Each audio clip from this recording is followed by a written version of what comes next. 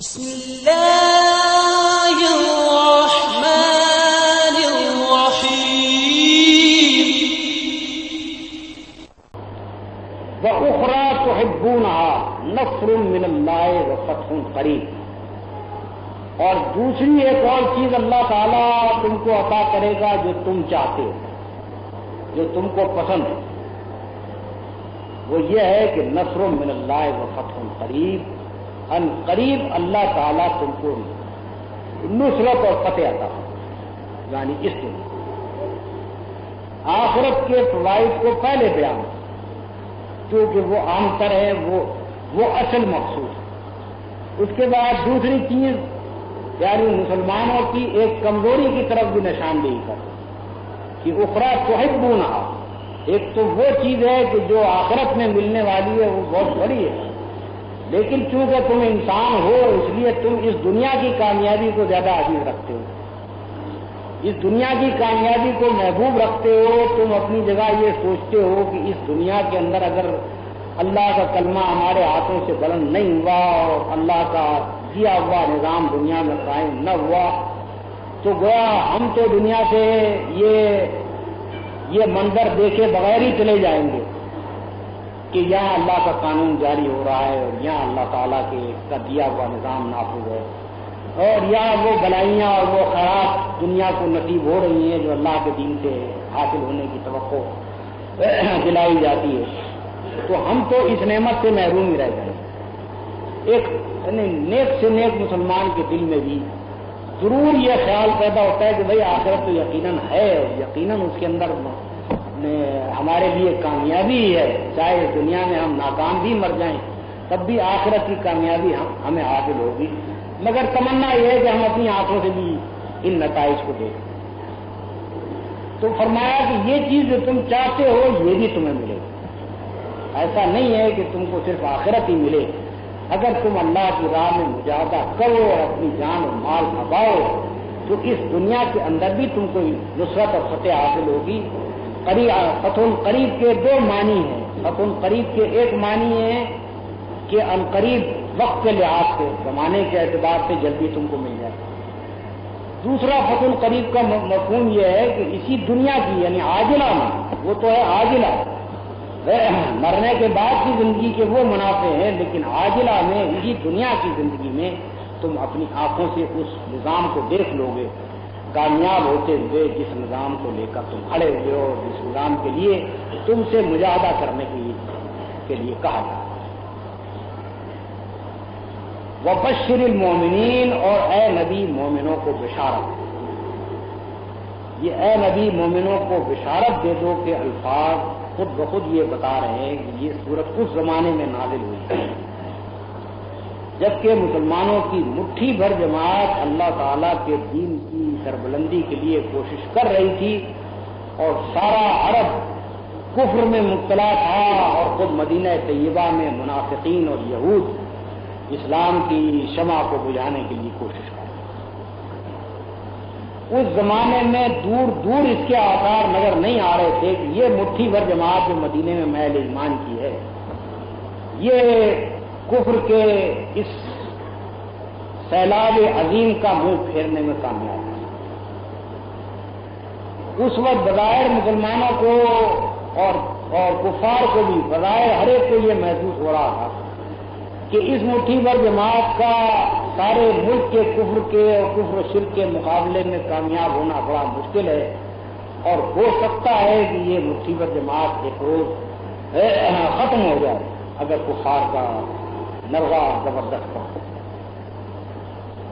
اس موقع کے اوپر یہ فرمایا کہ اے نبی مومنوں کو بشارت دے دو، یعنی دوسرے الفاظ میں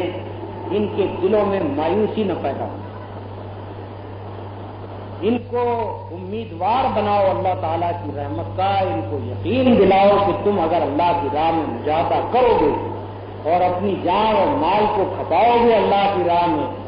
تو اللہ تعالیٰ نہ صرف یہ کہ آخرت میں تم کو کامیابی دے گا بلکہ اس دنیا میں بھی تم کو فتح عطا کرے گا، باوجود اس کے کہ تم مٹھی بھر لوگوں اور باوجود اس کے کہ کفر و شرک کی طاقتیں تمہارے مقابلے میں ہزاروں گنی زیادہ بڑھی ہیں اور ایک بستی کا مقابلہ پورے ملک کے عرب کے باشندوں سے ہے، اس حالت میں بھی یقیناً تم ہی کامیاب ہوگے بشرطے کہ تم جہاد کرو اللہ۔ یعنی اصولی بات جو قرآن مجید سے ہم کو معلوم ہوتی ہے وہ یہ ہے کہ اگر ایک گروہ اللہ کے لیے مجاہدہ کرنے والا نہیں ہے، دنیاوی اغراض کے لیے لڑنے والا ہے، اور اس کا مقابلہ بھی انہی لوگوں سے ہے جو دنیاوی اغراض کے لیے لڑنے والے ہیں، تو ان کے درمیان اللہ تعالیٰ کو مداخلت کرنے کی کوئی عادت نہیں۔ اللہ تعالیٰ کو کوئی عادت نہیں پڑی ہے کہ اپنی تائید دو کافروں میں سے کسی ایک کی طرف دے دی، وہ دونوں کو ان کے حال پر چھوڑتا ہے۔ اس کے بعد دونوں کا مقابلہ دنیاوی آلات، دنیاوی ذرائع، دنیاوی جو کامیابی کے اسباب ہو سکتے ہیں، کس کے اندر زیادہ اتحاد ہے، کس کے اندر زیادہ اپنے مقصد کے لیے لگن موجود ہے، کس کے اندر زیادہ تنظیم ہے، کون ایسا گروہ ہے کہ جو مرنے مارنے کے لیے آیا ہے، اور کون ایسا گروہ ہے کہ جو اپنی جان بچانے کی فکر میں ہے، اور پھر یہ کہ کس کے پاس آلات جنگ زیادہ ہیں، کس کے پاس مادی ذرائع زیادہ ہیں۔ یہی چیزیں ہیں جن کے اوپر جا کر فیصلہ ہوتا ہے۔ پھر اللہ تعالیٰ کو کوئی اپنی خاص نصرت اور اپنی تائید کسی کافر گروہ کے یا کسی مشرک گروہ کے یا کسی فاسق گروہ کے ہاتھ میں بھیجنے کے، ان کا مقابلہ پھر ان کی طاقت کے لحاظ سے جس کے پاس اخلاقی اور مادی طاقت زیادہ ہوگی وہ کامیاب ہوگی۔ لیکن اگر ایک گروہ دنیا میں ایسا ہے کہ جو اللہ کے لیے جہاد کرنے والا ہے، اللہ کے لیے اپنی جان مال اور محنت کھپانے والا ہے، اور اس کے مقابلے میں دوسرا گروہ ایسا ہے کہ جو دنیا کے لیے لڑنے والا ہے، وہاں پھر اللہ تعالیٰ کو براہ راست اس سے تعلق ہے، کیونکہ وہ اللہ کے لیے کام کرتا ہے۔ اس جگہ اگر فی الواقع جیسے کہ اخلاق ہونے چاہیے اہل ایمان، جو ہدایات اللہ اور اس کے رسول نے دی ہیں اس کے مطابق یہ گروہ کی کوشش کر رہا ہوں۔ یہ نہیں کہ ایک ایک آدمی ان کے اندر سے صالح ہو، مگر جماعت ہونے کی حیثیت سے ان کے اندر وہ ساری خرابیاں موجود ہوں جو منافقین کی جماعت میں ہو سکتی ہیں۔ جماعت ہونے کی حیثیت سے وہ ایک دوسرے یہ کاٹ میں لگے ہوئے، اس طرح کے گروہ فی الواقع صالح جماعت نہیں۔ ایک صالح جماعت کہ صالح افراد اگر اللہ تعالیٰ کی راہ میں جدوجہد کرنے والے ہیں، اخلاق کے ساتھ جدوجہد کرنے والے ہیں، تو پھر کفار کے مقابلے میں اگر ان کے پاس 5% ذرائع بھی ہوں تب بھی یہ کامیاب، بلکہ بعض حالات میں 1% ذرائع بھی ہوں تب بھی کامیاب، کیونکہ اللہ تعالیٰ کی تائید ان کے ساتھ۔ تو یہاں یہ فرمایا گیا کہ باوجود اس کے کہ اہل ایمان اس وقت کمزوری کی حالت میں، تعداد کم ہے، ذرائع کم ہیں، پورے ملک کے کفار و مشرکین سے مقابلہ ہے، مگر اے نبی ان کو بشارت دے دو کہ اگر تم اللہ کی راہ میں جہاد کرو گے اور سچے مخلص مسلمانوں کی طرح کرو گے تو تم ہی کامیاب، ان قریب تمہیں فتح حاصل ہوگی۔ اور جو کچھ بات کہی گئی تھی وہ بالکل جو کی تو پوری ہوئی۔ جس زمانے میں یہ بات کہی گئی تھی وہ غالباً سن 3-4 ہجری کا زمانہ، سورت